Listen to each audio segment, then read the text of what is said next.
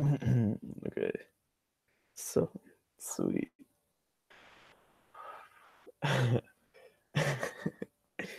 mm, all right,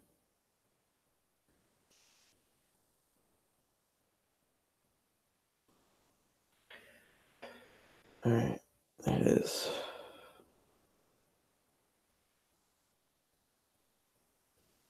Mm-hmm. There it is. Ignore that. All right,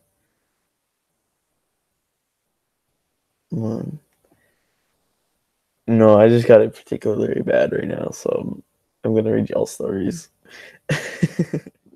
Hey,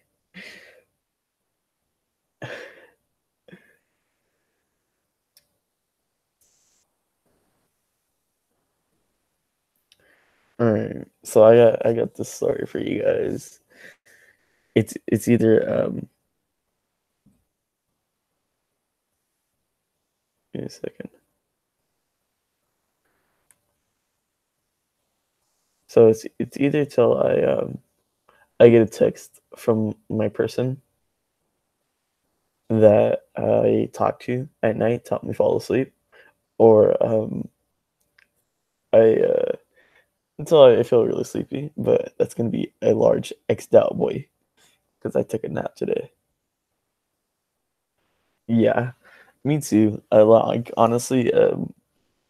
So I talked to this person, one of my friends, who I talk to at night because I have a really bad time sleeping, and so we usually talk for like 2 to 3 hours a night, and then we fall asleep together. But I got pretty bad anxiety right now, and they're not picking up, and they're like doing whatever, and so I'm like, oh fuck, what am I gonna do? And we usually talk at night, so they're either asleep or they're fucking ignoring me, and either answer is kind of particularly fucking me up. So I'm gonna give you guys a story because I feel fucking bad right now. All right. Mm. Oh, I'm doing awful right now, but I'm okay, I guess.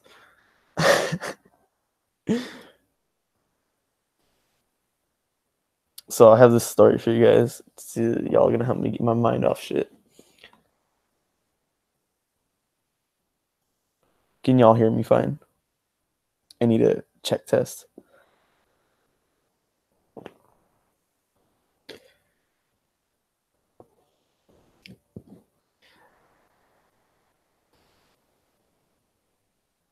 I usually don't get anxiety at all. Like, and I know how to like particularly take care of it and like ignore it.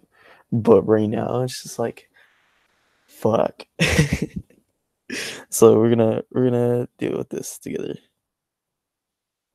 Okay. I also should have put my Snapchat in the description, but I totally forgot.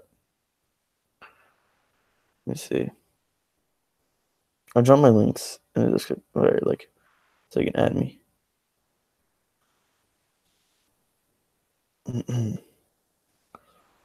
Okay.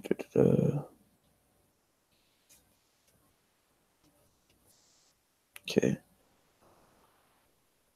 If anybody else wants to talk with me tonight, hit me up. Like, cause it's really bad. Like after I'm done reading and shit.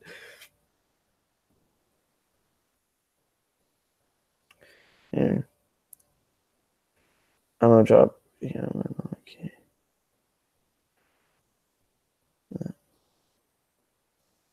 Yeah. I always add people back, and then there's my Snap, and then I'm gonna drop my Discord.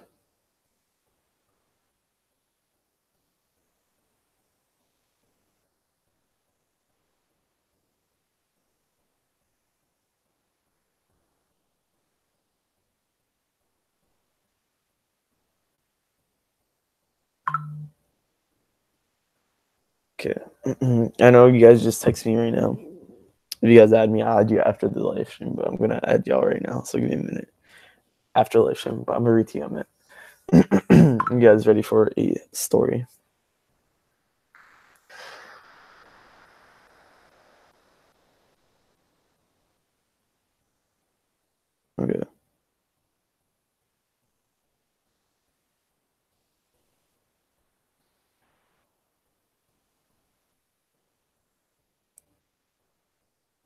I should probably drop my Discord link as well. Let me see. Where's my Discord at? That's not it.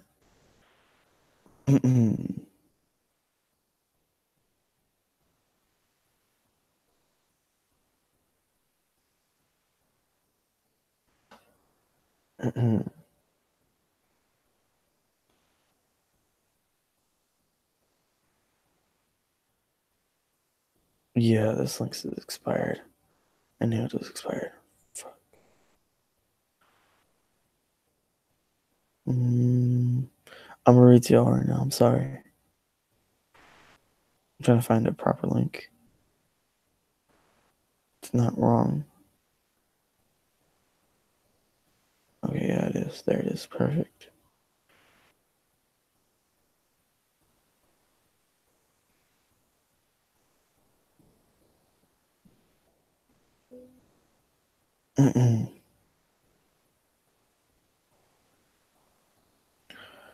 Okay, there it is. I probably should have had this set up. I'm sorry. Okay, so there's my Discord link. If you guys want to join me on Discord.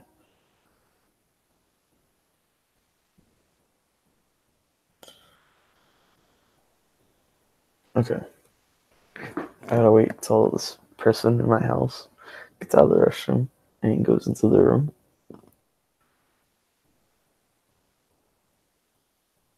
So give it a solid minute and I can reach y'all. Okay.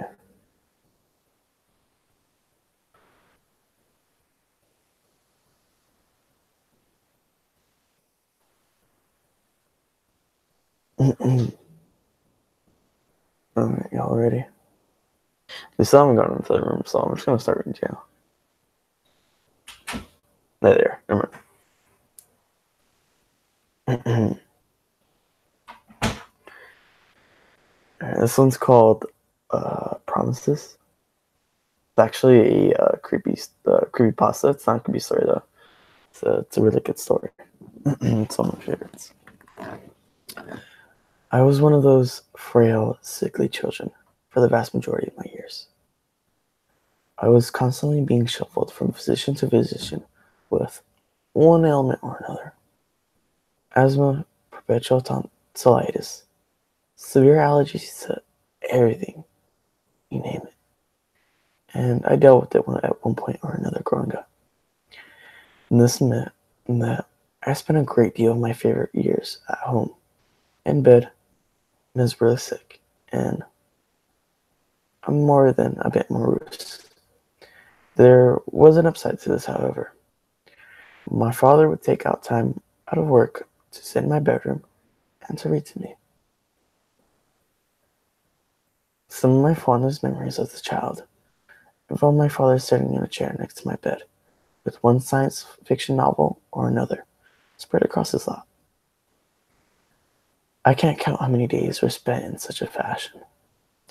I look back on it now, and I can't help but smile. When I picture that large man with his bushy beard reading those thick novels to take away my mind away from whatever was ailing me at the time. I was fortunate to come from a loving home. My mother and father were extremely doting and focused all their collected time and energy on raising their only son. I was particularly close to my father. We've all heard the old adage about daddy's girls and mommy's boys. But that simply wasn't the case in my experience. Of course, every boy views his father as some larger than life, lantern jawed superhero, and I was no exception. My father was an enormous man, maybe 6'2" and well over 250 pounds. He was an intimidating figure, and my childhood friends would often remark on how large he was. He he had very intense grayish blue eyes, brown hair that was slowly receding, and a thick red beard. But as intimidating as he may have appeared, his demeanor, especially towards me, was always calm and relaxed. He never once raised his voice within an earshot, nor did I ever witness him use that great big bulk of his to bully or intimidate. He was a kind soul and spent all of his time letting his only son know just how much he was loved. He'd spend hours of his evenings after work in my room, sitting on the floor playing with my toys. I can't help I can't help but chuckle when I picture that large man sitting cross-legged on the floor with whatever superhero mutant turtle I was interested at that point. He even kept a small journal of all the funny little things I'd say or do, some of his own musings, remarking on how just quickly I was growing. I recall years later when I was a man myself, reading that journal and being moved to tears by how deeply this man loved me. Give me a second. I'm gonna make sure y'all are hearing this correctly.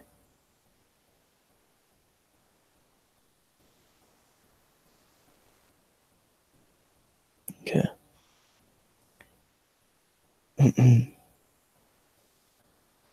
Now, my father was not a particularly religious man, in fact. Now, my father was not a particularly religious man. In fact, if I had to pick his beliefs, I'd say he was atheistic now, that I had a grasp of such things. This was in direct conflict of how he was raised. He had grown up in a small town in North Carolina and was brought up to be very strict Baptist family.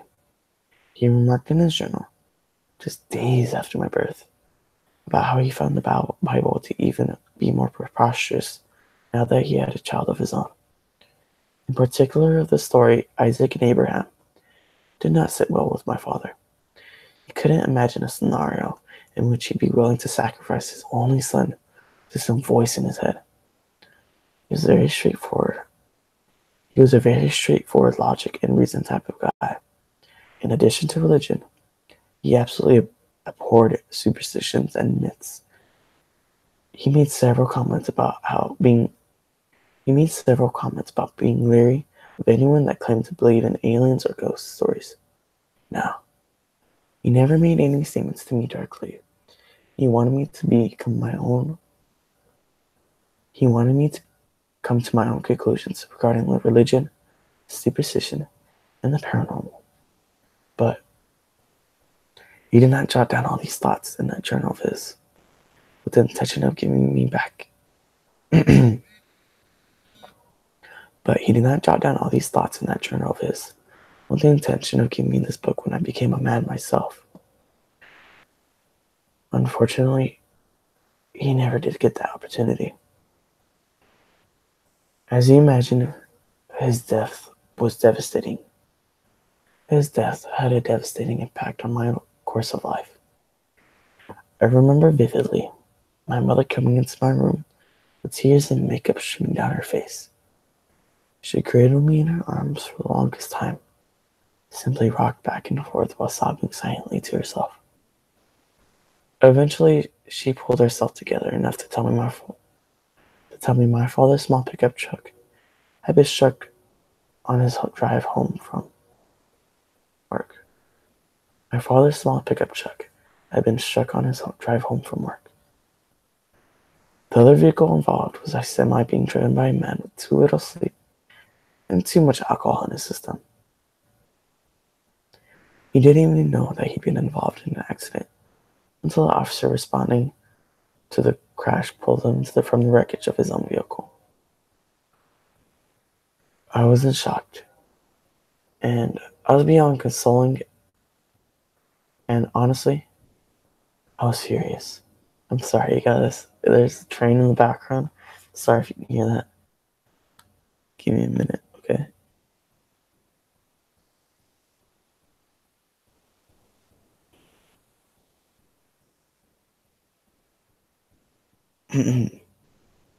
Train's very loud.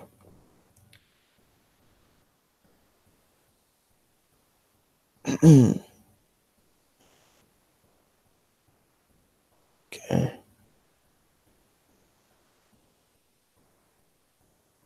Alright. I was furious.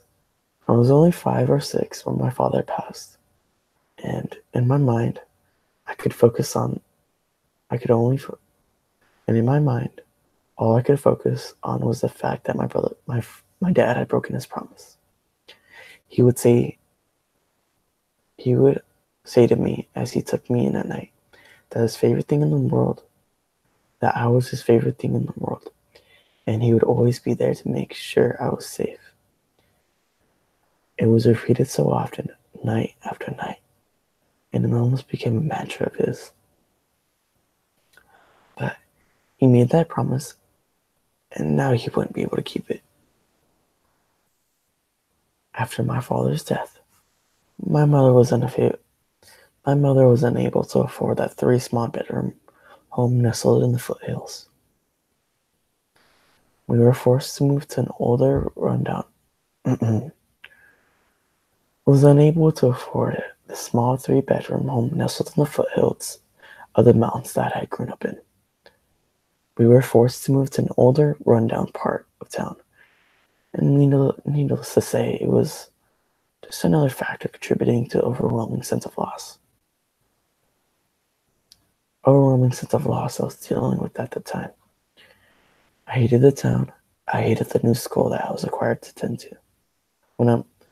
I hated the town, and I hated the new school that I was required to attend to when my health permitted it.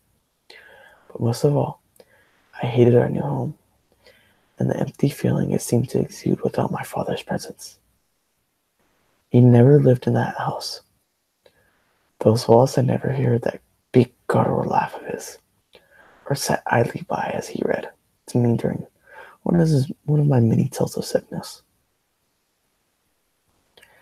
The house was a source of anxiety for me in those days. It was old, built sometime in the 1920s, so I have to get more comfortable with my fear of falling asleep. It was old, built sometime in the 1920s. My father had told me it was ancient. My mother had told me it was ancient. It was cold, and and everything about it seemed to be constant in a constant state of disrepair. The white paint was chipping in numerous spots on the exterior, and the hardwood floors were warped and pockmarked throughout.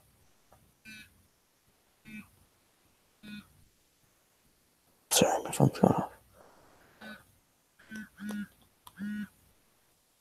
This is still okay. The paint was chipping in numerous spots on the exterior. The hardwood floors were warped and pockmarked throughout.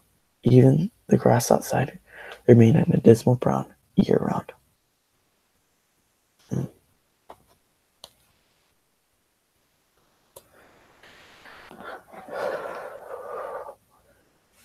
The house had 2 small bedrooms, a bathroom, a tiny dated kitchen, and a musty little living room that to be an afterthought.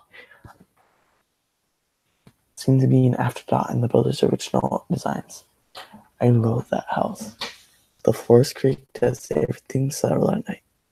Windows were so old and grimy that they permitted very little light.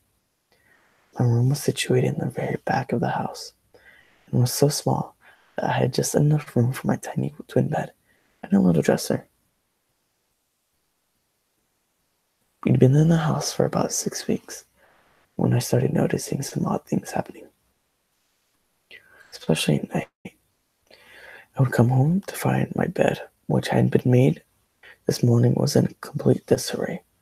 The clothes in my closet would sometimes be strewn across my room, much to my mother's disapproval, and other small things like doors, windows seemingly opening and closing on their own volition.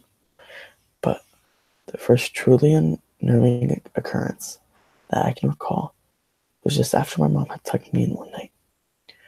I was staring at the ceiling, trying to decide if the water stain above my head resembled a dog or something like an equestrian. I was nodding. I was beginning to nod off, catching myself closing my eyelids for a bit longer than required to blink. I'm sorry. It's sorry.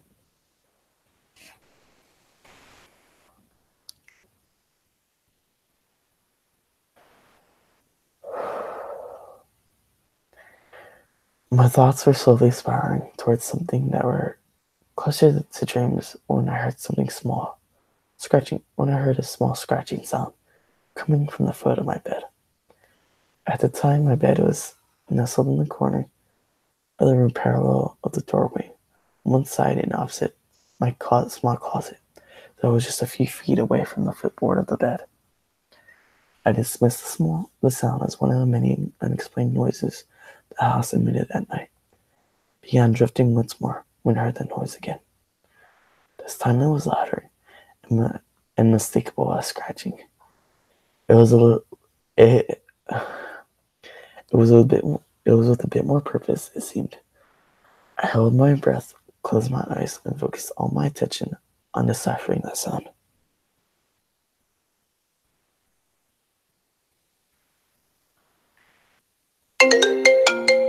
Okay, give me a minute. Mm-mm.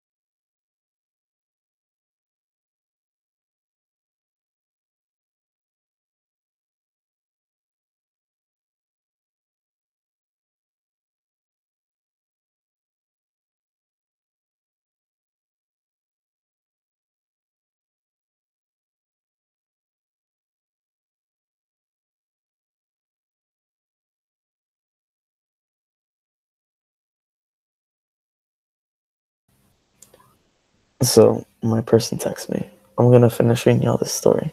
Actually, they called me, but I'm gonna finish reading y'all this story real quick. Okay, I got a lot to go.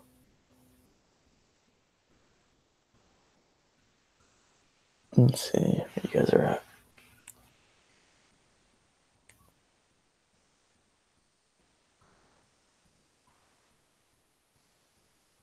Wait a second. I'm sorry. It's okay. Take your time. Sorry, guys. Let me see. I'm gonna read y'all this story. Okay.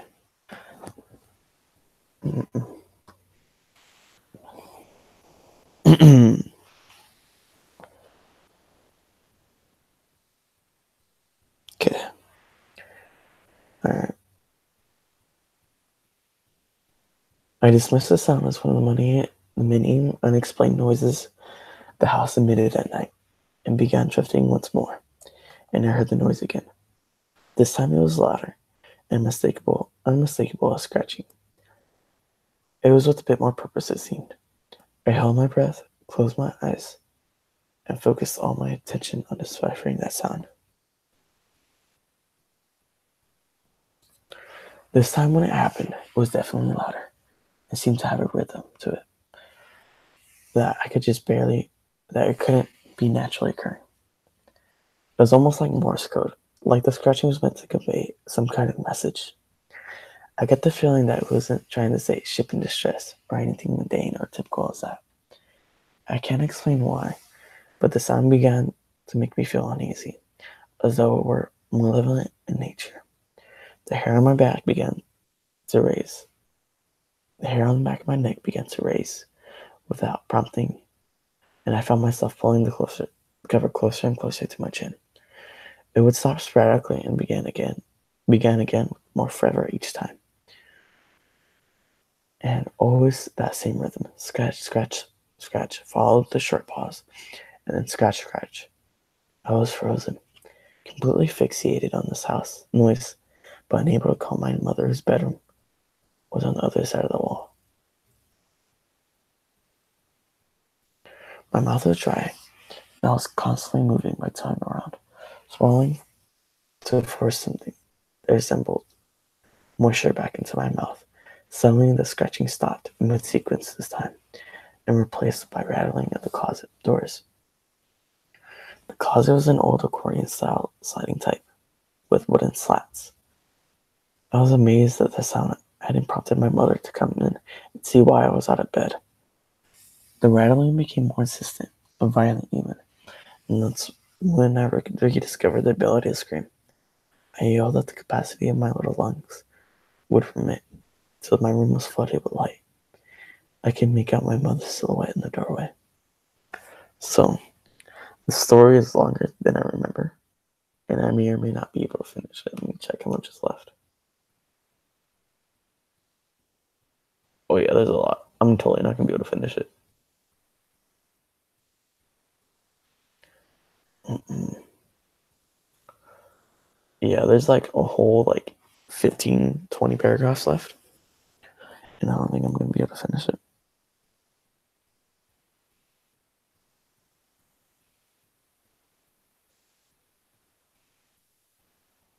Y'all cool with that? If you guys join the Discord, I will read to you guys another time. I read to y'all like, yeah, there's a lot left.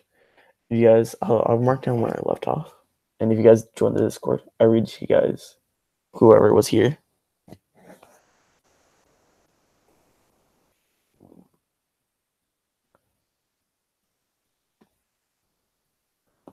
Join the Discord, and I'll make y'all a your own little role. Y'all just gotta message me on Discord, okay? Join the Discord, and I'll read to y'all. Oh yeah, no, I'm feeling better now. That person calling me is still waiting for me. Okay, but if you guys join the Discord and you guys are here, I'll read to you guys in the Discord, and y'all be able to hear me talk. You'll be able to talk to me, okay?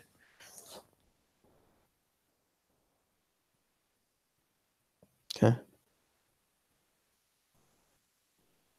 So please join the Discord. I feel really bad for leaving y'all here. So if you guys, I read to all y'all if you want. Like if you want, you guys just gotta message me. I'll let you guys know. Okay. Join the Discord or add me on Snapchat, and I'll make sure to read to you guys. Finish the story. If you guys want, I'll read to you guys like personally. Okay. Okay.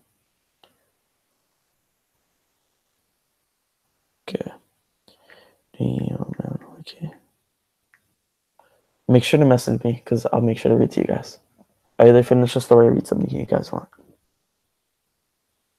You gotta message me and let me know that I was reading and it was a stream. Okay. There's my Snapchat if you want to add me on Snapchat and just let me read you there. Read to you there.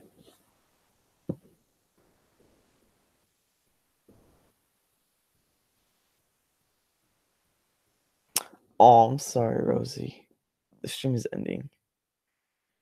But whoever was here, please add me on something and make sure to message me because that's the only way I'll be able to read to you guys. Okay? I'll read to you guys personally if you guys want because I feel really bad. All right.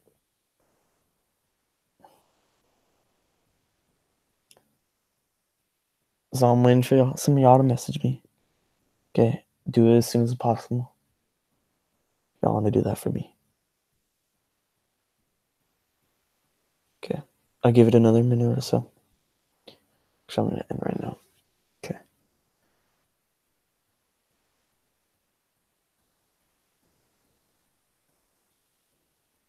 Okay. All right. I'll see you guys later. Please, again, do message me. All right.